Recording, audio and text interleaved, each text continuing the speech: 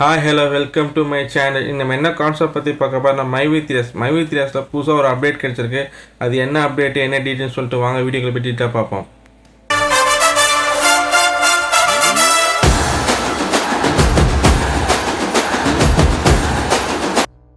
மைவி3எஸ் மக்கள் எல்லாரும் தவமாக காத்து கொண்டு இருந்தாங்க.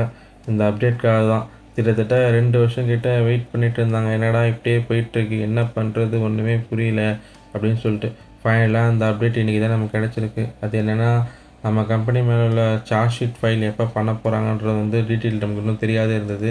அதுக்கு டீட்டெயில் இப்போ நமக்கு கிடச்சிருச்சு. Maybe 1 to 15 November 1 to 15 November first வீக்குள்ளேயே சார்ஜ் ஷீட் ஃபைல் ஆகிடும். ஒன்ஸு சார்ஜ் ஷீட் ஃபைல் ஆகிடுச்சுன்னா நம்பர் ஆகி மேக்ஸிமம் நவம்பர் எண்டுக்குள்ளேயே கேஸு கோர்ட்டில் நடக்க ஆரம்பிச்சிடும். ஒன்ஸு கோர்ட்டில் கேஸ் நடந்துச்சுன்னா டிசம்பர் எண்டுக்குள்ளேயே நமக்கு ஓரளவு ரிசல்ட்டு தெரிஞ்சிடும். நான் என்ன சொல்ல வரேன்னா, கம்பெனிக்கு சாதகமாக போதா இல்லை பாதகமாக போதான்றது நமக்கு டிசம்பர் எண்டுக்குள்ளேயே தெரிஞ்சிடும்.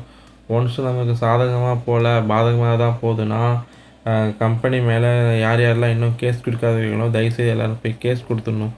ஏன் நம்ம சொல்கிறேன்னா, நம்ம கம்பெனி நமக்கு திருப்பி வரும், காசு கொடுப்பாங்க, கேஸ் கொடுக்காதான் காசு கொடுப்பாங்கன்னு சொல்லி நம்ம வெயிட் பண்ணிட்டு இருந்தோம். ஒருவேளை கம்பெனிக்கு சாதகமாக போகாத பாதகமாக போயிடுச்சுன்னா நம்ம அப்புறம் பணத்தை எப்படி மீட்டெடுக்கிறது? இப்போ வரையும் அவங்க எந்த இதையும் நமக்கு வாயும் திறக்காத அப்படியே சைலண்ட்டாக இருக்காங்க. அவங்க பாட்டு அவங்க வேலையை பார்த்துட்டு நம்ம தான் இதில் பணத்தை போட்டு பாதிக்கப்பட்டுருக்கோம். ஒரு வேளை கம்பெனிக்கு சாதகமாக போயிடுச்சுன்னா ஓகே, அவங்ககிட்டருந்து காசை வாங்கிக்கலாம். இல்லை பாதகமாக போயிடுச்சுன்னா நம்ம போய் கோர்ட்டு மூலிமா போய் தான் நம்ம நம்ம இழந்த பணத்தை வாங்க முடியும். அதனால் வெயிட் பண்ணி பாருங்கள். டிசம்பர் 2க்குள்ளேயே ரிசல்ட்டு தெரிஞ்சிடும், ஓரளவு ரிசல்ட்டு தெரிஞ்சிடும். நம்ம இந்த ரிசல்ட்டை பற்றி என்ன டீட்டெயில் வரப்போது நம்ம இந்த யூடியூப் சேனலில் நம்ம அப்டேட் பண்ண தான் போகிறோம். தயவுசெய்து இந்த யூடியூப் சேனலை சப்ஸ்கிரைப் பண்ணி வச்சுக்கோங்க. நான் உங்களுக்கு என்ன அப்டேட்டோ அதை கண்டிப்பாக உங்களுக்கு ஷேர் பண்ணுவேன். நான் ஏன் சொல்ல வரேன்னா, நியோமேக்ஸ் கேஸ்லேயும் பல பேர் பார்த்தீங்கன்னா இன்ன வரையும் கேஸ் கொடுக்காத இருக்காங்க. சார்ஜ் ஷீட் ஃபைல் பண்ணி அந்த உள்ள அந்த ஒரு சில ப்ராடக்ட்லேயும் ஏலம் விட்டு அந்த பணத்தை எடுத்துக்கொண்டு மக்களுக்கு பாதிக்கப்பட்ட மக்களுக்கு கொடுக்க போகிறாங்க. ஸோ சில பேர் கேஸ் கொடுக்க தவறிட்டாங்க. அதனால் இப்போ கடைசி நேரத்தில் ஒரு ஒரு ஒரு 10 days கிட்ட கேஸ் கொடுக்கறதுக்கு சான்சஸ் கொடுத்தாங்க. அதுக்கப்புறம் அவங்க கொடுத்துருக்காங்க. ஸோ அந்த மாதிரி சான்ஸ் நமக்கு அந்த மாதிரி நிலைமை நமக்கு வந்துடக்கூடாது. அதனால் ஒன்ஸு இந்த கேஸ் நமக்கு சாதகமாக போகலாம் பாதகமாக போயிடுச்சுன்னா தயவுசெய்து எல்லோரும் கேஸ் கொடுக்குறது எல்லோரும் போய் கேஸ் கொடுத்துடலாம். ஏன்னா நமக்கு நம்ம பணம் தான் முக்கியம். அவனை நம்ம எதிர்பார்த்துட்டு இருந்தால் வேலைக்கு ஆகாது. இவ்வளோ நாள் நம்ம எதிர்பார்த்துட்டு இருந்தோம், 2 வருஷம் ஆயிடுச்சு, ஒன்றுமே நமக்கு பண்ணலை, வெறும் வெத்து வெட்டாக தான் நம்ம வெயிட் பண்ணிட்டு இருந்தோம். ஸோ அதனால் ஒன்ஸு கம்பெனிக்கு மேலே சாதகமாக போகாத பாதகமாக போயிடுச்சுன்னா அடுத்த நிமிஷமே யாரையும் எதையும் எதிர்பார்க்காதீங்க, யார்ட்டையுமே டிஸ்கஸ் பண்ணாதீங்க. ஸ்ட்ரைட்டாக நீங்கள் போய் கேஸ் கொடுத்துருங்க. கேஸ் கொடுத்தா தான் நமக்கு பணம் வரும். ஸோ அதை யாரும் மிஸ் பண்ணிடாதீங்க. கேஸ் கொடுத்தா மட்டும்தான் நமக்கு பணம் கிடைக்கும். நான் ஏன் சொல்கிறேன்னா, நமக்கு சாதகமாக போச்சுன்னா ஓகே, நமக்கு பாதகமாக போயிடுச்சுன்னா பணம் நம்ம கோர்ட் மூலிமா தான் வாங்க முடியும்.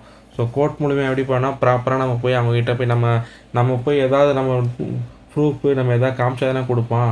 ஸோ அவன் காமிக்கிறான், அவன் தான் சொல்லிட்டான் கிளியராக, நீங்கள் கேஸ் கொடுத்தா உங்களுக்கு பணம் தருவோம் நியமத்தில் சொன்னான். ஸோ அதே மாதிரி தான் மைவி3 கேஸ்லேயும் வரும்.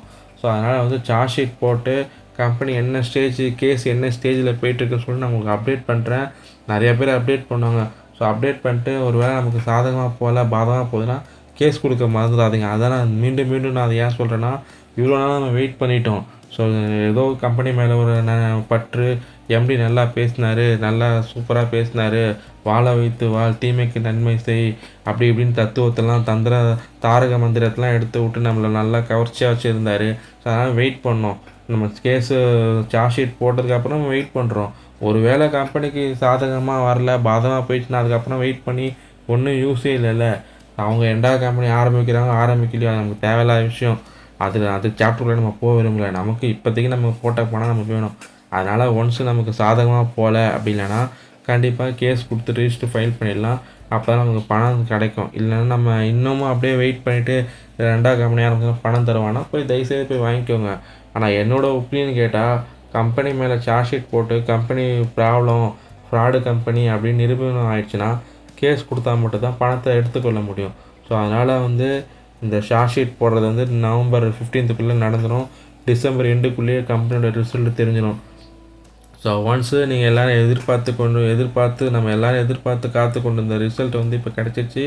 ஸோ இனி நம்ம கையில் தான் இருக்குது. அடுத்தடுத்த ஸ்டெப்பு நம்ம ப்ராப்பராக கரெக்டாக பண்ணால் மட்டுமே அதுலேருந்து வெளியே வர முடியும். இந்த வீடியோவை மைவித்திஎஸ் மக்களுக்கு தயவுசெய்து ஃபார்வர்ட் பண்ணுங்கள். முக்கியமாக பாதிக்கப்பட்ட மக்களுக்கு ஃபார்வர்ட் பண்ணுங்கள். அப்போ தான் அவங்களுக்கும் இந்த டீட்டெயில்ஸ் எல்லாமே தெரிய வரும். என்ன பண்ணலாம், நம்ம பணத்தை எப்படி மீட்டெடுக்கலான்ற ஒரு ஐடியா கிடைக்கும். ஸோ தயவுசெய்து ஃபார்வர்ட் பண்ணுங்கள். இந்த சேனலை சப்ஸ்கிரைப் பண்ணுங்கள். அடுத்தடுத்த அப்டேட் உங்களுக்கு கொடுக்குறேன். தேங்க்யூ.